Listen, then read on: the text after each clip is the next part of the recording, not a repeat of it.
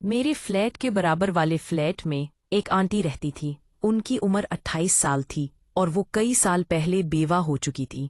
उनके 2 बच्चे थे जो अपने नाना नानी के पास रहते थे, जबकि वो खुद अपनी जिंदगी अकेली गुजार रही थी। बहुत पुरदादार, खुश मिजाज और अपनी दुनिया में मगन रहने वाली खातून थी। मैं एक सरकारी मुलाजिम था।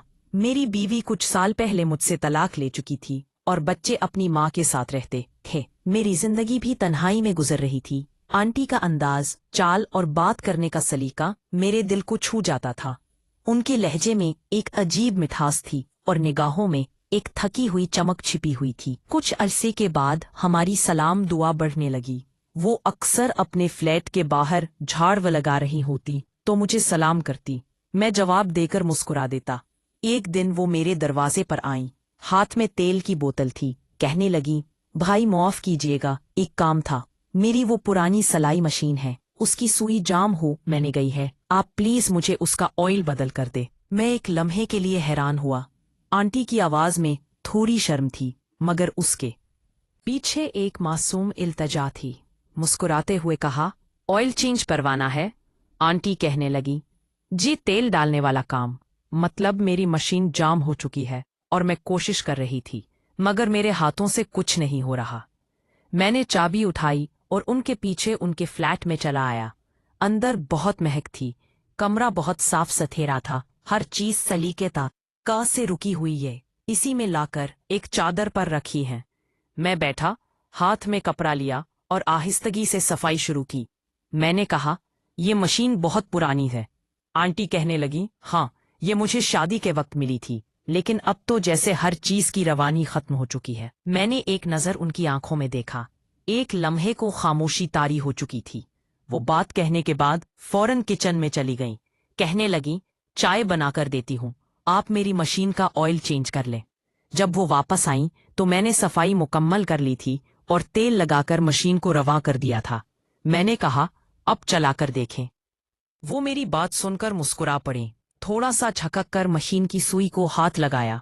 मशीन ने रवानी से चलना शुरू कर दिया। कहने लगे, वाह भाई, आपने तो जैसे जादू कर दिया हो। मैंने कहा, आंटी, ये सिर्फ ऑयल चेंज था।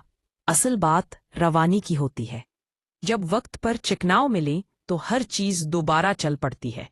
आंटी ने एक लम्हे को मेरी तरफ देखा, जैसे मेरी बात समझ गई हूँ, मगर वो कुछ नहीं बोली। उनके होंठों पर एक ऐसी मुस्कुराहट भी जिसमें कई राज दफन थे। ऐसी शाम के बाद हमारी बातचीत में एक नर्म रवानी आ गई। अब वो कभी कभार दोपहर के वक्त मुझे चाय पर बुला लेती। मैं भी बगैर शर्म के वहां चला जाता।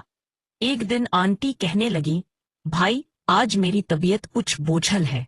अगर आपको बुरा ना लगे तो आप मेरे कंधे पर थोड़ा सा तेल लगा दे। ऐसे लगता है जैसे कुछ जम गया हो। मैं आंटी की बात सुनकर हैरान हुआ, लेकिन मैंने कहा, जी, मैं लगा देता हूँ।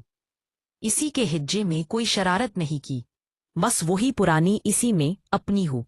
दुनिया में मगन मगर अंदर से तन्हा। मैंने तेल हाथ में उठा लिया। आंटी सोफे पर लेट चुकी थी। उनके दुपट्टे का किनारा कंधे से सरक रहा था। मैंने उंगलियों में थोड़ा सा तेल लेकर उनके कंधे पर नरमी से मिलना शुरू कर दिया। एक खामोशी थी और इस खामोशी में गहरी सांसों की आवाज थी।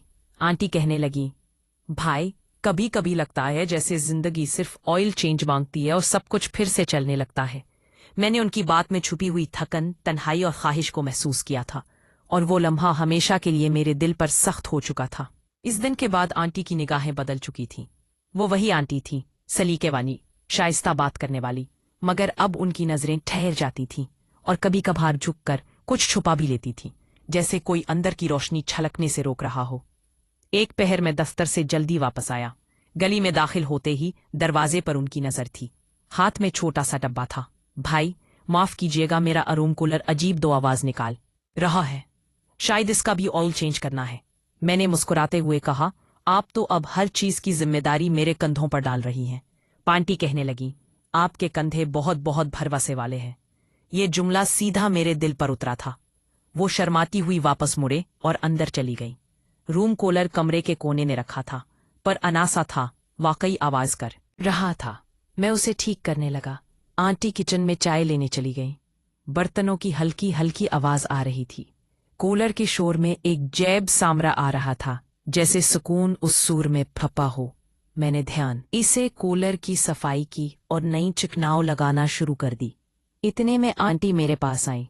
उनके हाथ में चाय की ट्रे थी। कहने लगी, कितना वक्त लगेगा? मैंने कहा, बस थोड़ा सा वक्त लगेगा। जब तक अच्छी तरह तेल नहीं लग जाता ये शोर बंद नहीं होगा। मेरी बात सुनकर आंटी कहने लगी, क्या दिलों पर भी ऑयल लगाया जा सकता है? मैंने हैरान होकर उन्हें देखा तो वो मुस्कुरा रही थी, मगर ये मुस्कुराहट किसी मजाक की नहीं, एक अधूरे सवाल की थी। मैंने कहा, दिल पर सिर्फ वही में लगता है जो नियत से निकले और जो बगैर छुए वहां तक पहुंच जाए। खामोशी छा चुकी थी। कूलर बंद हुआ, पंखा हारवांग हो चुका था। अब ये शोर नहीं करेगा। आंटी कहने लगी, काश इंसान भी इतना आसान होते। खैर, हम दोनों ने चाय पीनी शुरू की। धीरे धीरे मौसम गर्म हो रहा था। मैंने कड़की से बाहर देखा। शाम का रंग गहरा हो रहा था। आंटी मेरी तरफ देखते हुए कहने लगी, भाई, कुछ दिनों से मेरी तबीयत खराब है। शायद जिस्म में नमी की कमी हो चुकी है। अगर आपके पास वक्त हो तो आज जरा मेरे पांव पर तेल मल दें। ये जुमला आम होता तो शायद बड़ा लगता, मगर वो इस कदर नरमी और सादगी से कह रही थी कि इसमें कोई शरारत नहीं थी। बस एक औरत की तन्हाई झांक रही थी जो अपने जिस्म की बेरूही को किसी के लम्स से जगाना चाहती थी, वो भी बगैर किसी लफ्जी तकरार के। मैंने सर हिला दिया। वो सोफे पर बैठ चुकी थी। दोपट्टा अब भी मुकम्मल अंदाज में था। उन्होंने पाँव सामने है। मैंने पहले हाथों से मैं अलमियों पर लगा लिया और उनके पावल तलवों पर नरमी से लगाना शुरू किया। उनकी सांसों की रफ्तार आहिस्ता आहिस्ता बदलने लगी। उन्होंने अपनी आंखें बंद कर ली। कहने लगी, आपके हाथों में बड़ा सुकून है। ऐसा लग रहा है जैसे मेरा जिस्म जिंदा हो रहा हो। आंटी की बात सुनकर मैंने कुछ नहीं कहा। मैं सिर्फ उनकी मालिश करता रहा। आंटी कहने लगी, कभी कभार लगता है कि तेल सिर्फ मशीनों के लिए नहीं होता। जिस्म भी चल्ला चल्ला कर कहता है, अब कुछ रवानी चाहे। मैंने सर उठाया। उनकी आंखों में नमी थी, लेकिन ये आंसू नहीं थे। ये किसी दबे हुए जज्बात की गवाही थी। मैंने सिर्फ इतना कहा, रवानी मिल जाए तो जिंदगी का पंखा भी बगैर शोर के चलता है। एक लम्हे को हम दोनों खामोश हुए, मगर इस खामोशी में एक मुआहदा हो चुका था, बगैर जबान के, बगैर वादे के।